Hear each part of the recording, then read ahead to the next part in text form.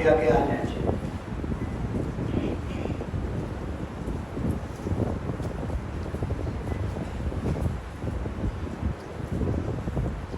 ہمارے یہاں 4 بچوں کا ختم قرآن بھی ہے.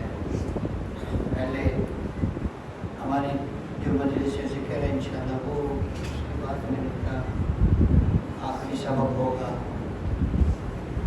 اور مراقبہ ہوگا انشاءاللہ. پھر دعا.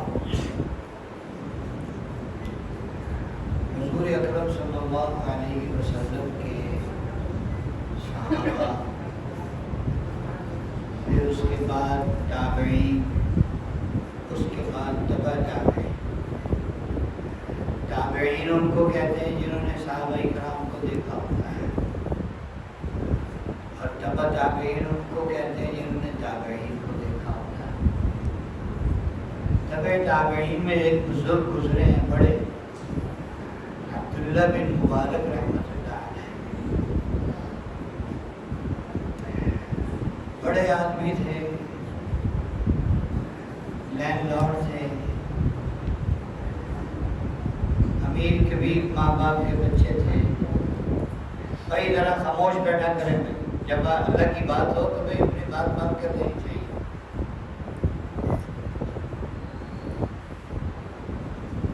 تھوڑا سا پہلے پٹری سے اترے ہوئے تھے.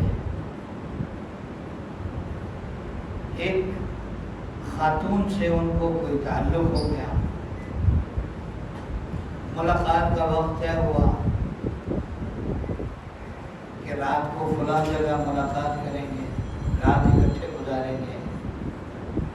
یہ پہنچ گئے، وہ نہ آئی. صبح فجر تک انہوں نے انتظار کیا، وہ نہ آئی.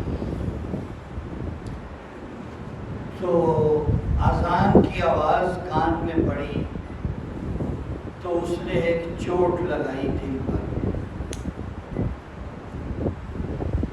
جس کو یوں کہہ لینا خدا ہی ملا نہ مثال ثنا. اللہ سے بھی تعلق نہیں جوڑا، اور جس کے پیچھے رات گنوائی وہ بھی نہیں ملی. پھر توبہ کی اور علم حاصل کرنے کے لیے لگے. حضرت امام اعظم ابو حنیفہ رحمۃ اللہ علیہ کے خاص شاگردوں میں سے ہیں عبداللہ بن مبارک رحمۃ اللہ علیہ. 1 سال حج کرتے تھے، 1 سال اللہ کے راستے میں جہاد کرتے تھے، اور اپنے وقت کے بہت بڑے یا کہہ لیں سب سے بڑے سخی تھے. اپنے وقت کے سب سے بڑے سخی تھے. علماء پر، صلحاء پر اور مسکینوں پر، محتاجوں پر، ضرورت مندوں پر خرچ کرنا ختم تھا. ایک دفعہ ایک آدمی آیا ان کے پاس،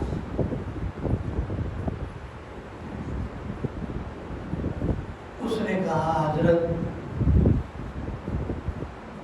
میرے اوپر قرض ہے 400 درہم، جس سے قرض لیا ہے وہ مطالبہ کر رہا ہے اور میرے پاس دینے کو کچھ نہیں ہے، میری کچھ مدد کریں. تو حضرت نے ایک پرچی پر یہ جو بھی چیز تھی اس وقت اس پر لکھا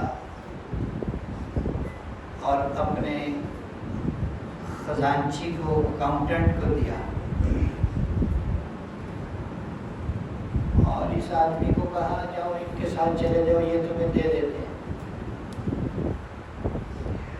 اب وہ خزانچی کے ساتھ جو آدمی گیا تو جس کمرے میں پیسے رکھے ہوتے تھے، اشرفیاں، دینار، درہم رکھے ہوتے تھے، اس میں گئے تو اس نے دیکھا کہ وہاں لکھا ہوا ہے اس کو 4000 درہم دے. اس نے کتنے کہے تھے؟ 400 کے.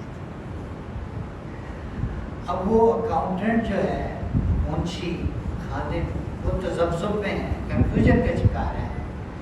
اس نے تو کہا تھا 400، حضرت نے اتنے بڑھا دیے، اس کو 4000 دے دیے. تو مجھے لگتا ہے حضرت بھول گئے.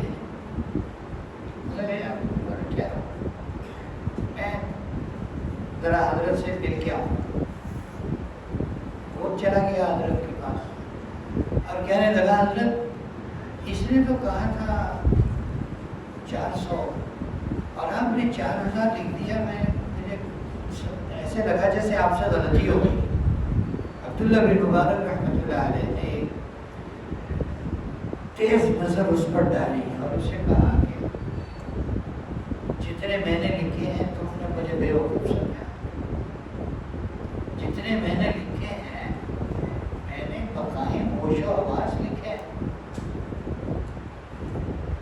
اگر تم میرے نوکر ہو میرے خادم ہو تو پھر میری مان کے چلو اور اگر تم میرے مالک بننا چاہتے ہو تو پھر یہاں آ جاؤ میری جگہ پہ بیٹھ جاؤ میں تمہاری جگہ پہ آ جاؤں. نہیں تم نے تو سارا میرے عمل کا بیڑا غرق کر دیا. ادھر کا پرچی دی. وہ جو 4000 تھا نا اس کے ادھر ایک ڈال دیا. کتنے ہو گئے؟ 14,000 ہو گئے. اس کو 2,000 اسے 14,000 روپے دے دیے. 14,000 درہم دے دیے. 14,000 چاندی کے سکے تھے. وہ کروڑوں روپیہ بنتا ہے. اچھا پھر اس کو بلایا خادم کو. کہنے لگے حضرت کہ میں نے 400 کی جگہ 4,000 اس لیے لکھے تھے کہ نبی کریم صلی اللہ علیہ وسلم کے ارشاد کا مفہوم ہے جو مسلمان کسی دوسرے مسلمان کو سرپرائز دے اچانک خوشی دے تو اس اچانک خوشی دینے سے اس کے گزشتہ سارے گناہ معاف ہو جاتے ہیں. تو میں نے تو 400 کی جگہ 4,000 اس لیے لکھے تھے کہ میں اس کو سرپرائز دینا چاہتا تھا. انہوں نے بھانڈا پھوڑ دیا تھا سب کے سامنے آ گیا. تو پھر میں نے بھی کہا کہ میرا بھی سرپرائز قائم رہے اس لیے میں نے اس کو 14 کر دیا. اتنے خرچ کرنے والے حج پر جا رہے تھے. نفلی حج تھا. تو دیکھا کہ ایک کچرا کنڈی ہے یعنی جہاں کچرے کا ڈھیر ہے وہاں پر 3 بچیاں کھڑی ہیں. ایک ذرا سیانی ہے 2 چھوٹی ہیں. تو اور وہ ایسے چور نظروں سے ادھر ادھر دیکھ رہی ہیں اور دیکھتے دیکھتے انہوں نے نیچے سے کوئی چیز اٹھائی اور آگے کو بھاگی. عبداللہ بن مبارک رحمۃ اللہ علیہ وہ کہ کیا سوچی ان کے پیچھے بھاگے اور پکڑ لیا انہیں. انہوں نے کہا یہ تم نے زمین سے کیا اٹھایا اور کیا اٹھا کے بھاگی یہاں کیا چھپایا. تو وہ بچی چپ رہی. پھر پوچھا پھر چپ رہی. پھر پوچھا پھر رونے لگی. تو اس نے اپنا بازو یوں کیا تو وہ مری ہوئی بطخ تھی یا مرغی تھی کوئی پرندہ تھا ہمارا وہ مردہ تھا اور نیچے گر گیا. حضرت عبداللہ بن مبارک رحمۃ اللہ علیہ کو بڑی حیرت ہوئی. انہوں نے فرمایا کہ بیٹے آپ نے یہ مردہ بطخ یا مرغی کیوں اٹھائی؟ کیا ضرورت تھی؟ کیا ہوا؟ وہ بچی کہنے لگی کہ ہم تینوں بہنیں یتیم ہیں. نہ ہمارے والد ہیں نہ ہماری والدہ ہیں اور ہم سید خاندان سے ہیں. سادات کی بیٹیاں ہیں اور دائیں بائیں والے نے کسی نے ہماری خبر نہیں لی. آج 3را دن ہے ہم نے کچھ نہیں کھایا. اب جان بچانے کے لیے ہمارے لیے مردار کھانا حلال ہو چکا ہے. اس لیے ہم نے مانگا بھی نہیں کسی سے. کسی نے ہمیں کچھ دیا بھی نہیں.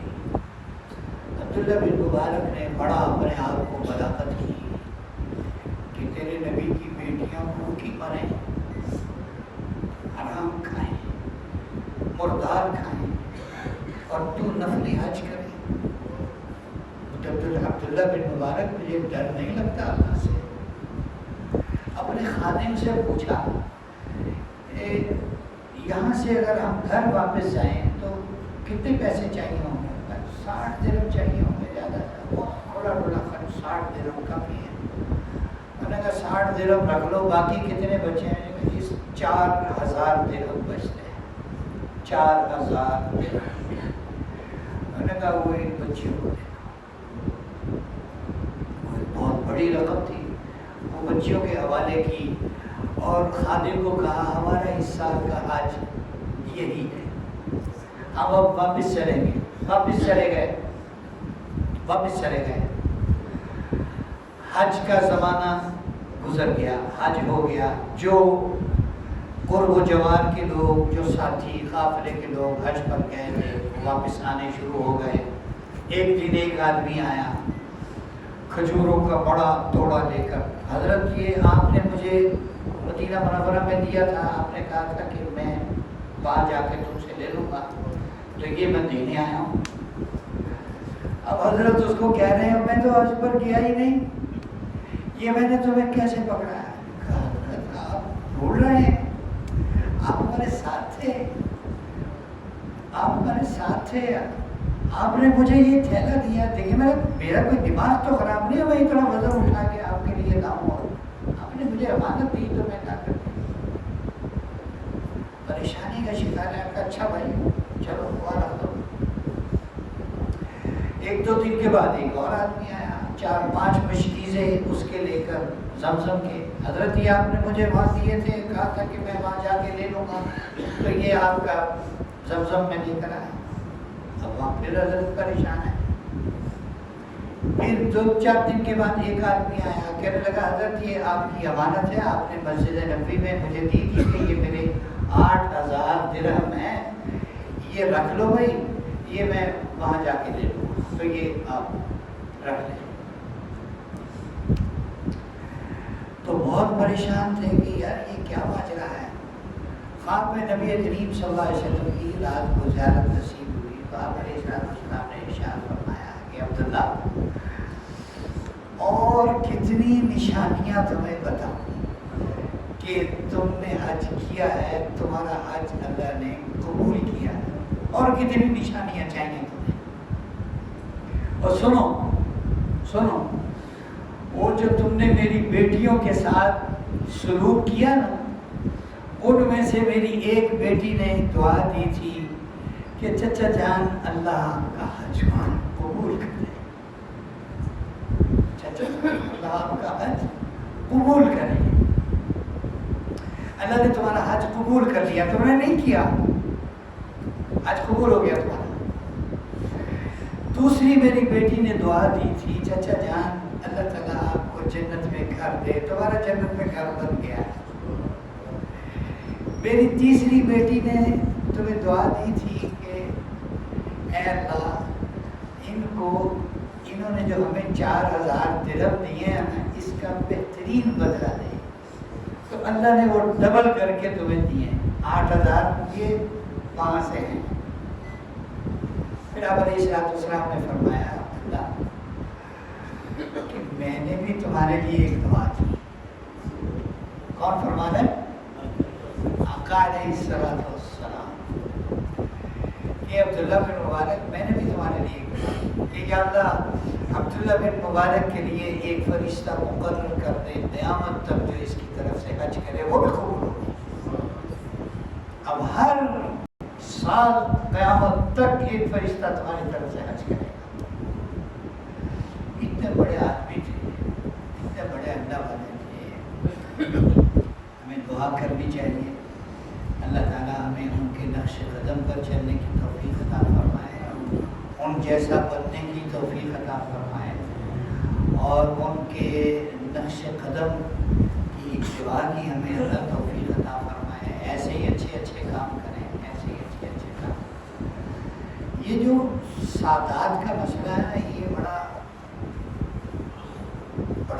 خطرناک مسئلہ ہے۔